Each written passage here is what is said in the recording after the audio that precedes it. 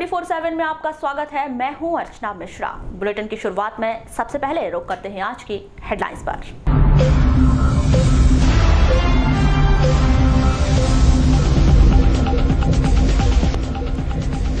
बेलगांव के जंगल में hoc force party को मिली नक्सलियों की खाने पीने की सामग्री, पुलिस ने बढ़ाई सर्चिंग। एनकाउंटर की आई जानकारी, एसएसपी संदेश जैन ने एनकाउंटर खबर का किया खंडन।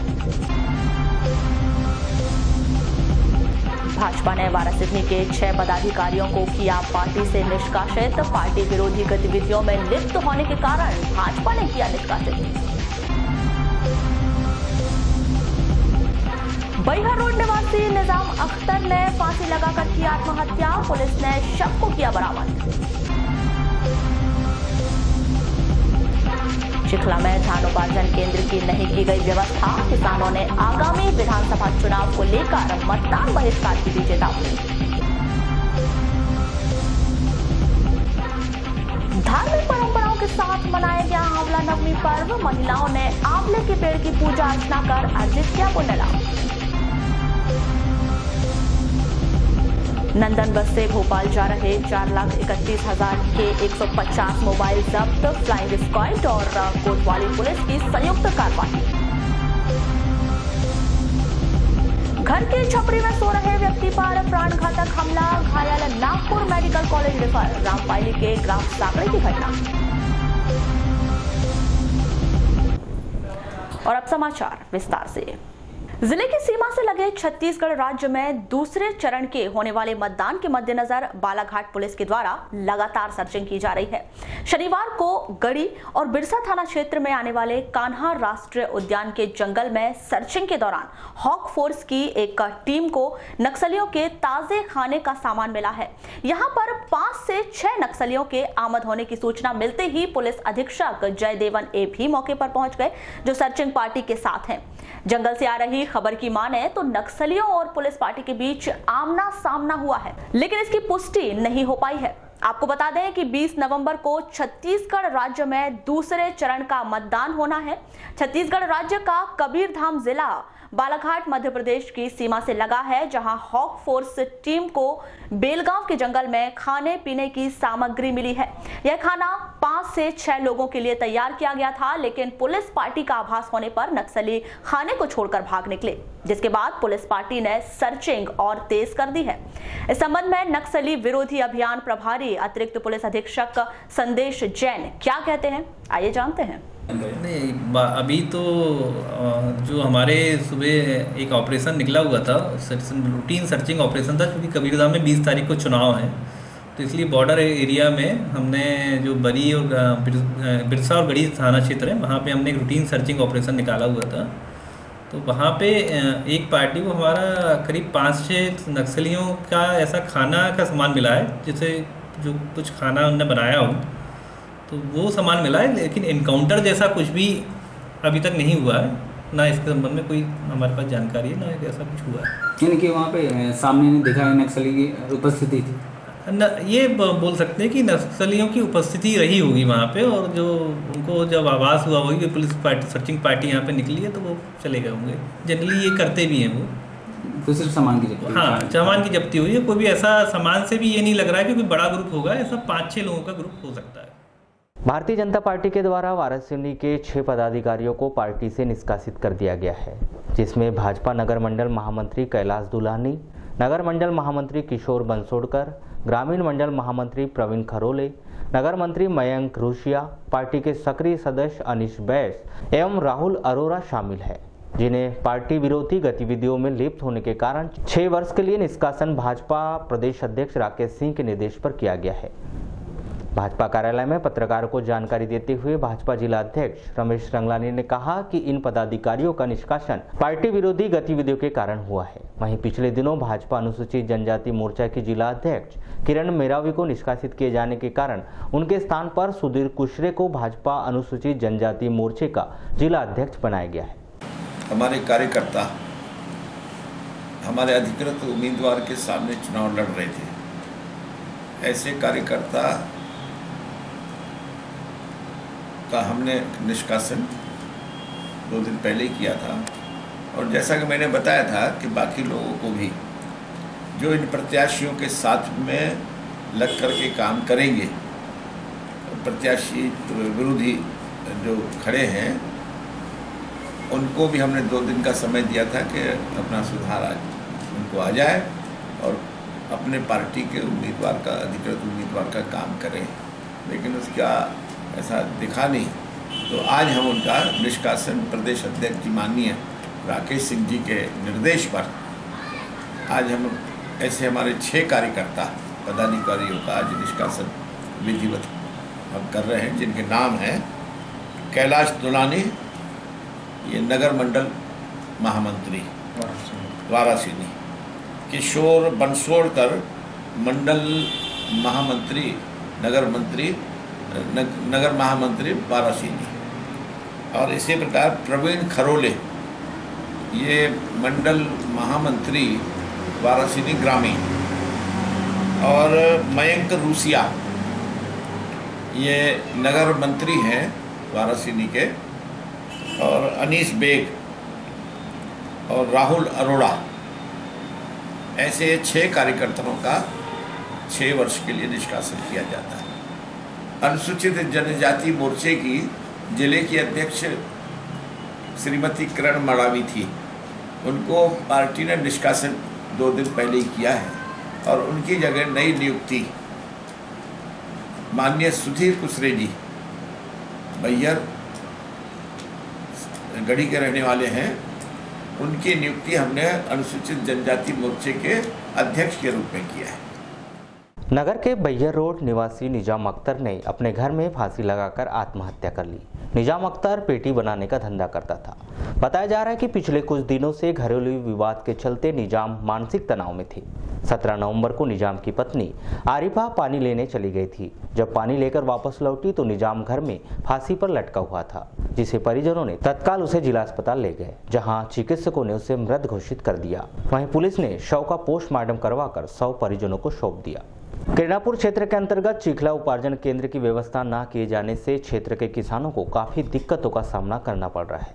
इस केंद्र के अंतर्गत आने वाले 6 ग्रामों के 1114 किसानों का पंजीयन हुआ है, लेकिन केंद्र न बनाए जाने के कारण किसानों में आक्रोश व्याप्त है, जिन्होंने प्रशासन को 4 दिन का समय देते हुए कहा है कि यदि इस अवधि में धान उपार्जन केंद्र आरंभ नहीं किया गया तो 28 नवंबर को होने वाले मतदान का वे बहिष्कार करेंगे। इस संदर्भ में चिखला सहकारी समिति के प्रभारी दिलीप कुमार नकपुरे क्या कहते हैं, आइए जानते हैं।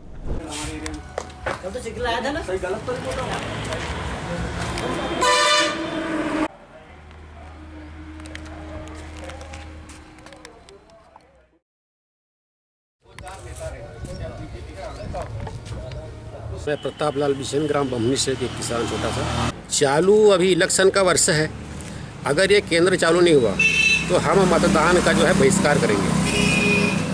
और जो अभी वर्तमान ये है यहाँ पर सरकार है, इसके ऊपर जो है सारा हमारा गुस्सा जाएगा।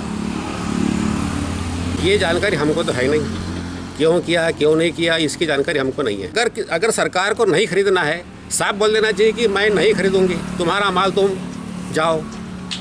जब यार भरोसा दे करके अच्छी बात नहीं है, क्योंकि यहाँ से जो है सालेटे का या आजू बाजू के जो भी ग्रामीण क्षेत्र के जितने भी मतलब किसान हैं, यहाँ से जो है तो कम से कम 25 किलोमीटर दूर जो है धान लेके जाएंगे। एक तो जो है भाड़ा भी लगना है, दूसरा मामला यह है कि क्या ज़रूरी नहीं है कि वो जिस दिन माल गया उसी दिन गिनती हो जाए, और जो है 2-4 दिन रुकना पड़े, रहने की परेशान जाएगी, खाने की परेशान जाएगी, तकलीफ बहुत सारी है, चोरी होने का डर रहेगा माल का। भैया धान खरीदी केंद्र बंद करने से जो है यहाँ के जो भी छोटे वर्ग किसान हो, बड़े वर्ग किसान हैं, सब परेशान हैं, क्योंकि यहाँ का उत्पादन अच्छा रहता है और धान भी यहाँ की जो है तो सभी किसानों की अच्छी रहती, कोई ऐसा 2 नंबर वाला धान नहीं रहता यहाँ सब लोग में। वे कितने किसान अपने धान लेकर के आते हैं यहाँ पर भैया 6 गाँव पड़ते हैं, 6 पंचायत पड़ती है यहाँ, और सिवनी में जो है तो वहाँ पर 11 गांव पड़ते हैं। तो मैंने सुना कि सिवनी भी बंद कर दिया गया है कहीं, तो थोड़ा सा तकलीफ हो गई। तो जैसे अगर बंद कर दिया गया, स्टार्ट नहीं होते केंद्र, तो क्या कहाँ बेचेंगे फिर आप अपनी धान? अब ऐसा भैया उसके बाद मंडी के अलावा कोई चारा नहीं है। परेशान हो? बहुत ज़्यादा परेशान है किसान लोग। यहाँ रोज़ आते हैं 10-20-50 किसान आते हैं और परेशान होके भी बोल के जाते हैं। तो बोले हैं बालाघाट में भी कलेक्टर साहब को भी लिखे हैं कि खरीदी चालू की जाए के सेंटर। तो गुंजाइश है कि नहीं? वो तो बोल रहे हो जाएगा कहते हैं, या भोपाल से कोई टीम आएगी बता रहे जांच करने के लिए। हम बिल्कुल तैयार हैं। हम तो आंदोलन करने को 2-4 दिन देखते हैं, नहीं तो आंदोलन करना ही पड़ेगा। मेरा नाम दिलीप कुमार नकपुरे है। अभी सोसाइटी प्रभारी हैं आप? हाँ, मैं जानकारी प्रभारी हूँ। सर, आपके यहाँ केंद्र को क्यों बंद कर दिया गया, किस वजह से बंद करना पड़ा? अभी ये इसको अपने को उसका की जानकारी नहीं है, लेकिन ये बताया जा रहा है कि क्या है डिफ़ाल्टर घोषित कर दी गई है बालाघाट जिले में 100 समितियाँ, इसलिए क्या है अभी हमारे यहाँ केंद्र ओपन नहीं हुआ है। तो कोई गुंजाइश लग रही कि नहीं लग रही है? अब कार्रवाई तो चल रही है। अध्यक्ष महोदय हमारे प्रशासक है, किसान लोग भिड़े हुए हैं कि ताकि बाहरी जानकारी से लग रहा है कि हो जाएगी चालू, ऐसा बोल रहे हैं। कितने दिन हो गई है अभी तक स्टार्ट हुई है? अभी तो क्या है कि 15 से अपने यहाँ स्टार्ट होने का था, तो अपने अभी आदेश नहीं आया, इसलिए खरीदी बंद है। तैयारियाँ पूरी हो चुकी है खरीदी की। वहीं जिला सहकारी बैंक के प्रबंधक पीएस धनवाल ने कहा कि इस मामले में कलेक्टर और जिला उपार्जन अधिकारी से चर्चा कर सरकार को प्रस्ताव भेजा गया था और बैयर परसवाड़ा क्षेत्र में 10 उपार्जन केंद्र की नियुक्ति की है। देखिए, अभी जो समर्थन मूल्य अंतर्गत धान उपार्जन के केंद्र की जो नियुक्ति का मामला है, उसमें प्रथम चरण में 84 केंद्र जो है वो नियुक्त हो चुके हैं। कल कलेक्टर साहब के साथ में और जिला अधिकारी जो उपार्जन समिति के सबके साथ में एक मीटिंग हुई थी। एक मीटिंग में एक प्रस्ताव भेजा राज्य शासन को, तो राज्य शासन ने आज सुबह एक 10 केंद्र परसवाड़ा और बैयर साइड के कुछ नियुक्त किए हैं। ऐसे करके 94 सेंटर हो चुके हैं। 34 सेंटर और प्रस्तावित हैं। उनके लिए एक परीक्षण करने के लिए भोपाल से एक अधिकारी आज आए हुए हैं। जिला खाद्य आपूर्ति अधिकारी के कक्ष में बैठ के वो इनका परीक्षण कर रहे हैं। तो ओवरऑल मिला के स्थिति ये है कि जो गत वर्ष केंद्र थे 161 केंद्र गत वर्ष के थे और इस साल 4 केंद्र नए प्रस्तावित किए थे, वो सभी केंद्र 2-4 दिनों में चालू हो जाएंगे। जिला प्रशासन पूरी तरीके से इस बात को वरिष्ठ स्तर पर बार बार अवगत करा रहा है कि उन केंद्रों की नियुक्ति करना आवश्यक है और समितियों का इसमें ज़्यादा दोष नहीं है। खाद जो सुखद आई है वो विलम्ब से परिवहन होने के कारण आई है और कहीं पर कर्मचारी दोषी रहे हैं तो वहाँ पर हमने उनसे राशि की वसूली भी कर ली है। इसलिए ये केंद्र मेरे जिला प्रशासन से जो चर्चा हो रही है वो उसके हिसाब से अवश्य खुलेंगे। बस 2-4 दिन का समय जरूर लग सकता है। सर, आगामी विधानसभा चुनाव को लेकर सुरक्षा बलों की व्यवस्था को लेकर यातायात विभाग और आरटीओ विभाग द्वारा वाहनों के अधिग्रहण की कार्रवाई की जा रही है। शनिवार को 167 ट्रकों को अधिग्रहित किया गया। इस संदर्भ में यातायात थाना प्रभारी मनोज कुमार मेहरा के द्वारा आवश्यक जानकारी दी गई।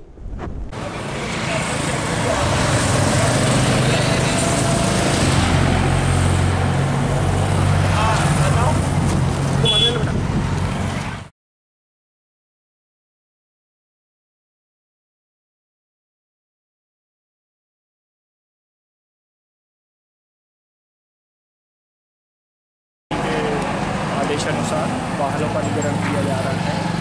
चुनाव प्रक्रिया में फोर्स को लाने ले जाने के लिए वाहनों की आवश्यकता पड़ेगी, इसलिए सर आज ही से किया जा रहा है क्या अधिग्रहण का? हाँ, अभी आज ही से किया जा रहा है। अभी बड़े ट्रकों को किया जा रहा है, जैसा अग्रिम आदेश होगा किया जाएगा। सर अधिग्रहण में क्या क्या वाहनों को?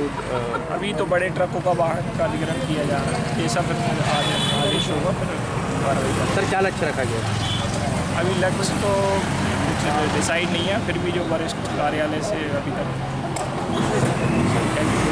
क्लियर नहीं है, अभी तो जारी है कार्रवाई।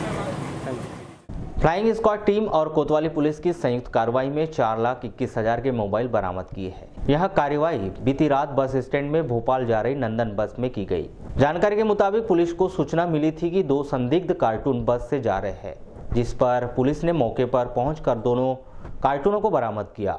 यहां जब्ती कार्रवाई बस में टिकट काटने वाले राजेश चामलाटे भटेरा चौकी निवासी से बरामद की गई। इन कार्टूनों में 150 मोबाइल सेट पाए गए। इस संबंध में एफएसटी टीम प्रभारी राकेश ठाकरे के द्वारा आवश्यक जानकारी दी गई। ये बंदा कौन है जो नीचे लिखा हुआ है?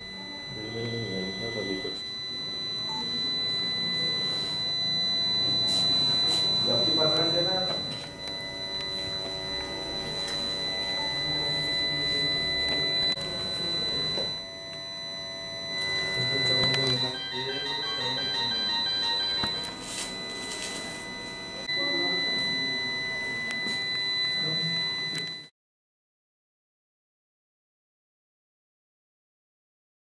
बस 1 मिनट सर। ये अभी अज्ञात उससे जानकारी मिली थी हमें, नंदन बस ट्रेवल्स बालाघाट से जो भोपाल जाती 9:15 बजे, उसमें लगभग 150 मोबाइल सेट बॉक्स में मिले हैं, जिसमें 100 सेट लगभग सैमसंग मोबाइल के हैं, जिनकी कीमत लगभग 1,41,000 के लगभग, और 50 सेट नोकिया के, जिनकी लगभग कीमत जो है 2,90,000। इस प्रकार कुल 4,31,900 रुपये लगभग संभावित लागत के मोबाइल प्राप्त हुए हैं। इसे संयुक्त रूप से कार्यवाही करके एफएसटी और कोतवाली के टीम के साथ संयुक्त रूप से कार्यवाही करके इसकी जब्ती किया गया है। और जैसे ही अगर वर्तमान में जो मोबाइल नंबर या जो भेजने वाले और लेने वाले की जो जानकारी दी गई है वो पर्याप्त नहीं है, इस कारण संदिग्ध अवस्था में उनको पकड़ के या जब्ती करके कोतवाल लेके आया गया। जनपद पंचायत बालाघाट से शनिवार को मतदाता जागरूकता अभियान के तहत अधिकारी एवं कर्मचारियों के द्वारा बाइक रैली निकाली गई। यह बाइक रैली नगर के विभिन्न चौक से होते हुए जिला पंचायत में संपन्न हुई। इस रैली को निकालने का मुख्य उद्देश्य आगामी 28 नवंबर को होने वाले चुनाव में लोगों को मतदान के प्रति जागरूक करना है। इस संदर्भ में जनपद पंचायत के पदाधिकारी ने क्या कहा, आइए जानते हैं।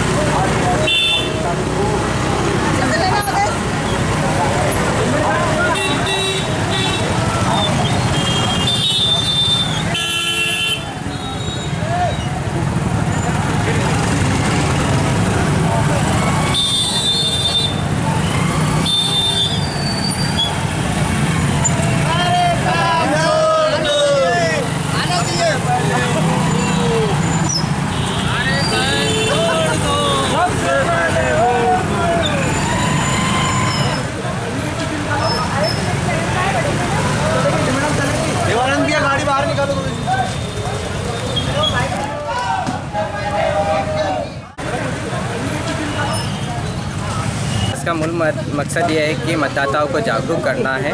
और ये जो जनपद पंचायत का पूरा स्टाफ है आज भरवेली होते हुए हीरापुर, अमेड़ा और बगदरा और कोसमी गांव पंचायत में भ्रमण करेगा और साथ ही वहाँ के मतदाताओं को भी प्रेरित करेंगे कि सारे काम छोड़ दें, सबसे पहले वोट दें।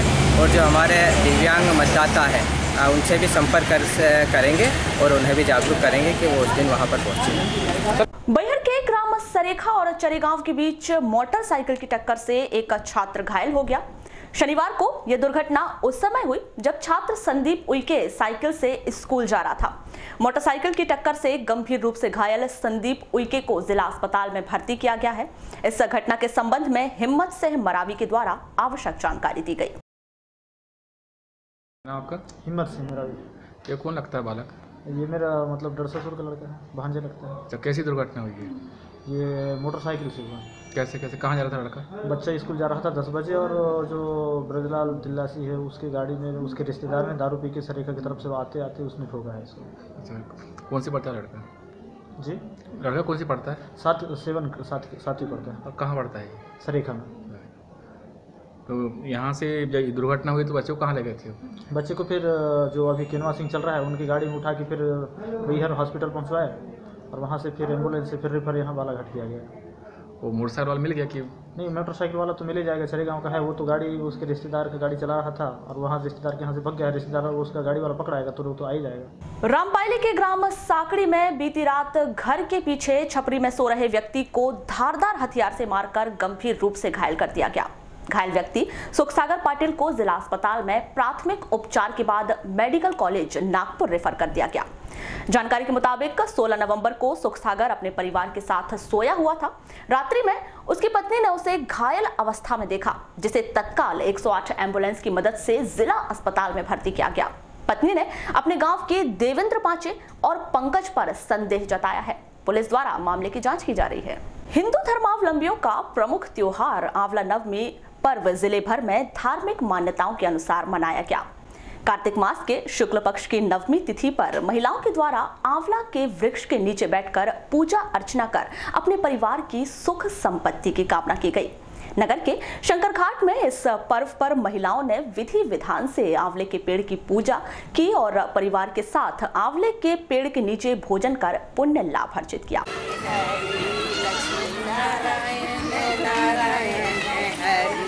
हरि विष्णु नारायण नारायण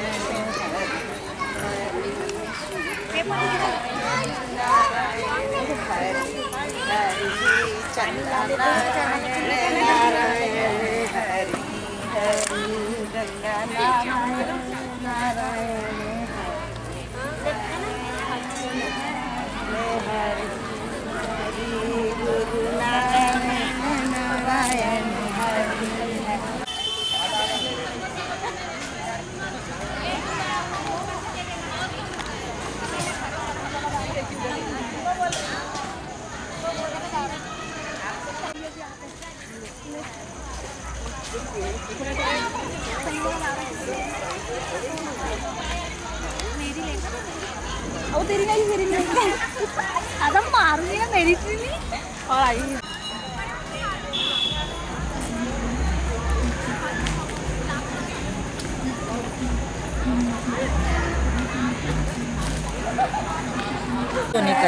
आज जो आंवला नवमी है क्यों मनाया जाता है, क्या परंपरा है? तो लक्ष्मी जी की इच्छा हुई थी एक बार कि मैं विष्णु भगवान और शंकर जी की पूजा करूं, तो वो आंवला नवमी के दिन विष्णु भगवान और शंकर जी की पूजा की। आंवला में विष्णु भगवान और शंकर भगवान का रूप माना जाता है, इसलिए लक्ष्मी जी ने पूजा की थी, इसलिए सब लोग आंवला की पूजा करते हैं और आंवला स्वास्थ्य के लिए लाभदायक है, इसलिए इस दिन आंवला को खाना चाहिए। अच्छा, क्या बताएं आप? दीप्ति असाटी।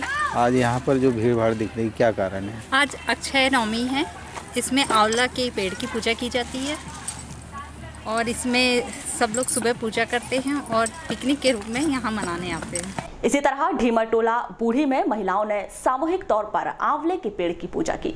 इसकी मम्मी नहीं आई लगा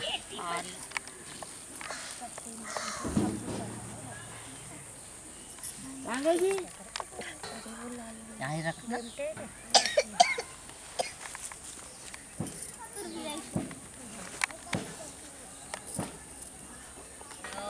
कर्णावतारं संसारसारं भुजेन्द्रहारं सदा वसन्तं विन्दारविन्दे भवं भवानी सतां नमामि। मन्दारमाला करताल काले कपालमाला शिवशंकराय।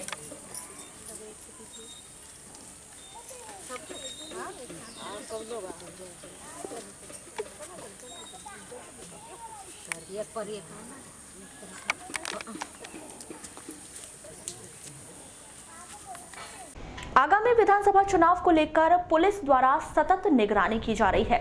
शनिवार को वारासिवनी पुलिस ने 4 लॉज का निरीक्षण कर संचालकों को आवश्यक दिशा निर्देश दिए। इस संबंध में वारासिवनी थाना प्रभारी प्रशांत यादव द्वारा आवश्यक जानकारी दी गई। सर, आज किस संबंध में लॉजों की चेकिंग कराई गई थी? आगामी विधानसभा चुनाव को देखते हुए शहर में जो है प्रचार प्रसार बढ़ा है एवं बाहरी व्यक्तियों का जो है आगमन शहर में भी बढ़ा है। इसको दृष्टिगत रखते हुए आज शहर की 4 लॉजों को और रेलवे स्टेशन बस स्टैंड आदि को चेक किया गया कि कहीं कोई आपराधिक तत्व जैसा आदमी कहीं रुका तो नहीं है। उन लोगों की हमने चेकिंग किया। सर, शहर में कोई अभी सस्पेक्ट पाया गया है क्या? अभी तक तो कोई सस्पेक्ट इसमें मिला नहीं है, लेकिन यह चेकिंग जो है निरंतर जारी रहेगी। और सर, अभी आज अपने वाहन चेकिंग भी कराई गई थी, तो इसमें किन वाहनों को चेक किया गया है? वाहन चेकिंग के दौरान हमने जो है चुनाव प्रचार वाले वाहनों को भी चेक किया और निरंतर जो वाहन चेकिंग के दौरान की जाती है कार्रवाई, उसी तरीके से जो कार्रवाई। बिरसा क्षेत्र अंतर्गत ग्राम मरारी टोला में चोरों ने एक सोने मकान का ताला तोड़कर नकदी जेवरात सहित 1,80,000 को पार कर दिया। यह चोरी 14 नवंबर को उस समय हुई जब मकान के मालिक शरीक खान अपने परिवार के साथ गोंदिया शादी में गए हुए थे। जब वे वापस आए तो उन्हें इस घटना की जानकारी प्राप्त हुई। अज्ञात चोरों के खिलाफ बिरसा पुलिस ने मामला दर्ज कर जांच शुरू की है। आगामी विधानसभा चुनाव को शांतिपूर्ण तरीके से संपन्न करवाने के लिए सुरक्षा व्यवस्था पर विशेष ध्यान दिया जा रहा है। जिसके तहत शनिवार को वारासिवनी पुलिस के द्वारा वाहनों की चेकिंग कर वाहनों पर चालानी कार्यवाही की गई। साथ ही वाहन चालकों को हिदायत दी गई।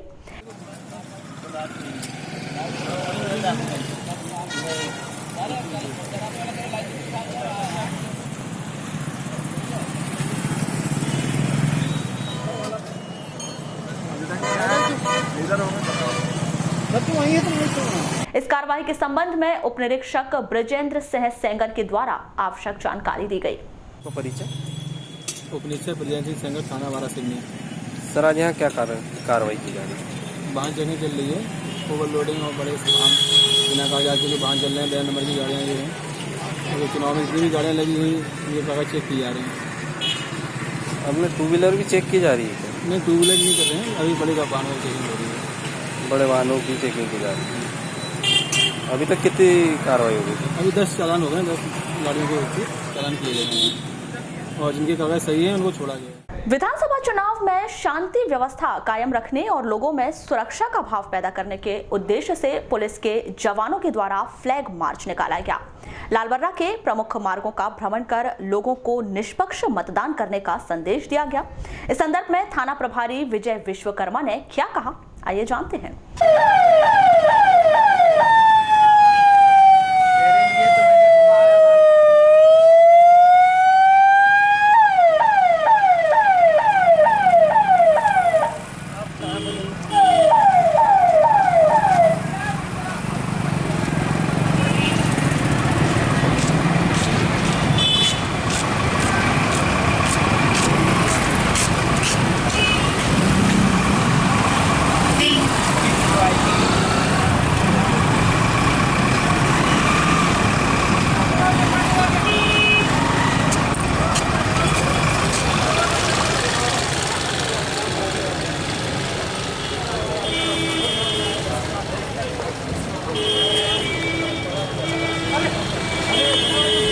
इसी तरह वारासिवनी में भी पुलिस प्रशासन के द्वारा फ्लैग मार्च निकालकर क्षेत्र में शांति व्यवस्था कायम रखने का संदेश देते हुए निष्पक्ष मतदान करने का संदेश दिया गया।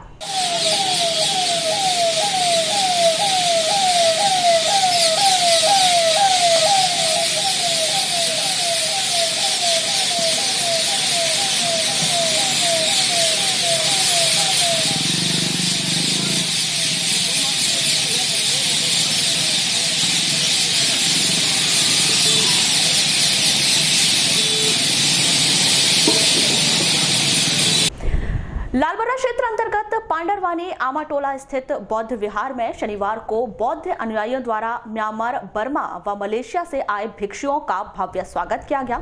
इसके बाद भिक्षुओं के द्वारा धम्म देशना एवं तथागत गौतम बुद्ध की शिक्षाओं का प्रसार किया गया।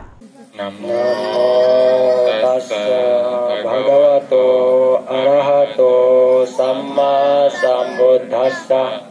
नमो तस्सै भगवतो अरहतो सम्मा सम्बुद्धस्स। नमो तस्सै भगवतो अरहतो सम्मा सम्बुद्धस्स। जाते To the second type of person, from darkness to brightness, who are they? जो दूसरे तरफ का दूसरे विभाग का जो व्यक्ति है, जो अंधेरा से उजाला तक जाते हैं, आगे बढ़ते हैं। Some people they grow up in a family which had many people doing all sort of bad things. इस संदर्भ में बौद्ध अनुयायी सुभाष रंगारे के द्वारा आवश्यक जानकारी दी गई। आज भिक्षाटन का कार्यक्रम था। ये भंते जी एक्चुअल में आए हैं म्यांमार और बर्मा से आए हुए हैं। पिछले 3 माह से यहीं पर है विपश्यना केंद्र रेंगाटोला में वर्षावास के लिए आए हुए थे और वर्षावास समाप्त हुआ पिछली पूर्णिमा को और अब ये 1 माह यानी 24 तारीख तक रहेंगे, उसके बाद में यहाँ से चले जाएंगे। तो भिक्षाटन के लिए आए थे। तो क्या क्या कार्यक्रम किए इनके द्वारा, यहाँ पे क्या क्या बताया गया, जानकारी दी गई? भिक्षाटन के बाद में यहाँ बौद्ध विहार आमाटोला में भोजन ग्रहण के पहले धम्म उपदेशना दी गई बौद्ध धर्म के बाद। लालबर्रा क्षेत्र अंतर्गत ग्राम आमाटोला में अमोली पहुंच मार्ग पर बिजली के क्षतिग्रस्त खंभे को विद्युत विभाग के कर्मचारियों के द्वारा किनारे किया गया। नया पोल लगाकर विद्युत लाइन दुरुस्त की गई। आपको बता दें कि इस समस्या को पद्मेश न्यूज बुलेटिन में प्रसारित करने के बाद इस समस्या को विभाग के अधिकारियों ने संज्ञान में लेते हुए त्वरित कार्यवाही की। साहब का परिचय? मैं अब्दुल कलाम लाइनमैन के पद पर यहाँ पर मुख्यालय में पदस्थ हूँ। कौन सा कार्य किया जा रहा है आपके द्वारा यहाँ पे क्या है कि एक पोल डैमेज था जी, उस पोल वहाँ पे दूसरा नया पोल लगा करके और जो वायरिंग जो ढीली थी केबल लाइन की उसको पूरी टाइट की है। तो सर ये आपको कैसे पता चला कि पोल डैमेज है? जो काफ़ी समय से डैमेज था ज़्यादा, 2-3 माह। और इसके अलावा कौन कौन से कार्य किए गए यहाँ पे? इसके बाद थोड़े बहुत झाड़ भी छाड़ दिए जो लाइन पे टच कर रहे थे और केबल खींच करके पूरा टाइट कर दी है केबल। तो कौन से कितने केवी का वायर है ये 440 वोल्ट की लाइन है ये वाली, इसमें केबल लाइन डली हुई है। सर आगामी और भी कार्य किए जाएंगे कल परसों यानी यहाँ का तो कार्य हो चुका है। बालाघाट विधानसभा क्षेत्र से निर्दलीय प्रत्याशी और जनपद अध्यक्ष आदिवासी महिला नेत्री श्रीमती किरण मरावी ने कहा कि उन्हें हांडी चुनाव चिन्ह मिला है। उनका मुख्य उद्देश्य पूरे विधानसभा क्षेत्र का सर्वांगीण विकास करना है।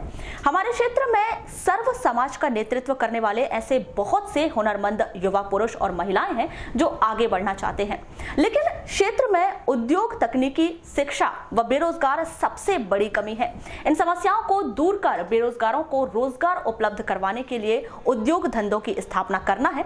श्रीमती मरावी ने कहा कि उनकी मंत्री गौरीशंकर बिसेन के साथ डील हुई है। ऐसी भ्रामक अफवाहें फैलाई जा रही हैं, जिसका वे खंडन करते हुए निंदा करती हैं। श्रीमती मरावी ने बताया कि 18 नवंबर को दोपहर 12 बजे बालाघाट स्थित हनुमान चौक में उनकी आम सभा है, जिसमें वे अपने विकास के एजेंडों से जनता को अवगत कराएंगी। सबसे पहले तो मैं बालाघाट विधानसभा क्षेत्र के समस्त वासियों से यही कहना चाहती हूँ कि जिस प्रकार कैबिनेट मंत्री द्वारा एवं भारतीय जनता पार्टी द्वारा सभी वर्ग के जो व्यक्ति हैं, जो अपने समाज के लिए साथ ही क्षेत्र के विकास के लिए जो नेतृत्व करना चाहते हैं, उन्हें अधिकतर बड़े नेताओं द्वारा, कैबिनेट मंत्री द्वारा एवं भारतीय जनता पार्टी के द्वारा दबा दिया जाता है और या तो उनका अपमान किया जाता है। विशेष तौर से महिलाओं के साथ अधिकतर यह देखा गया है कि पार्टी ने अपमान भी किया है और साथ ही उनके राजनीति को ख़त्म कर दिया जाता है।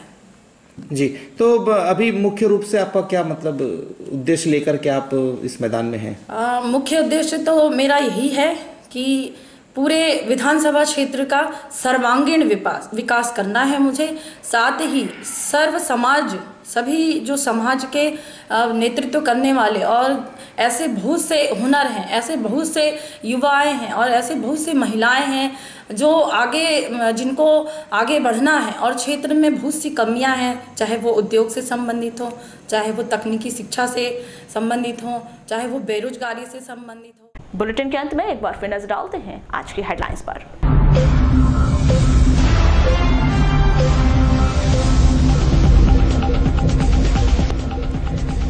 बेलगांव के जंगल में हॉक फोर्स पार्टी को मिली नक्सलियों की खाने पीने की सामग्री, पुलिस ने बढ़ाई सर्चिंग। एनकाउंटर की आई जानकारी, एसएसपी संदेश जैन ने एनकाउंटर खबर का किया खंडन।